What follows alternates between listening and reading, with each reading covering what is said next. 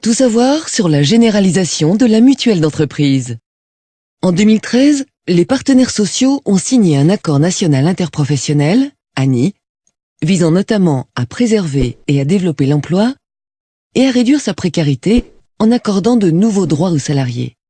Cet accord précède la loi sur la sécurisation de l'emploi qui impose désormais à tous les employeurs de proposer à leurs salariés une mutuelle d'entreprise au plus tard le 1er janvier 2016. Toutes les entreprises sont concernées, quelle que soit leur taille, leur statut et leur secteur d'activité. Cette mutuelle d'entreprise devra couvrir les principaux frais de santé des salariés, comme les consultations, la pharmacie, l'optique, les soins dentaires et les actes techniques. On parle d'un socle minimum de garantie. Les employeurs devront obligatoirement prendre en charge au moins 50% du financement de ce socle minimum, voire plus s'ils le décident. Seul le solde sera à la charge des salariés.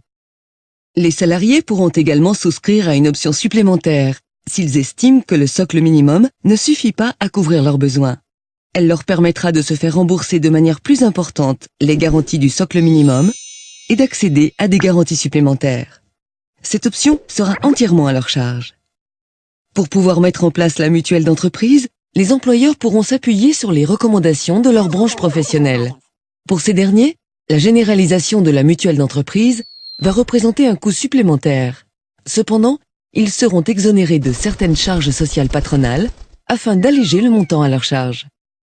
Pour les salariés qui n'ont actuellement pas de mutuelle, c'est l'occasion d'être mieux protégés et de diminuer leurs frais de santé. Ceux qui ont déjà une mutuelle individuelle et qui souhaiteront adhérer à la mutuelle de leur entreprise feront des économies, car les mutuelles d'entreprise sont moins chères du fait de la participation de l'employeur et de l'effet de groupe. En effet, comme plusieurs salariés adhèrent à la même mutuelle, la prise en charge des frais de santé est répartie.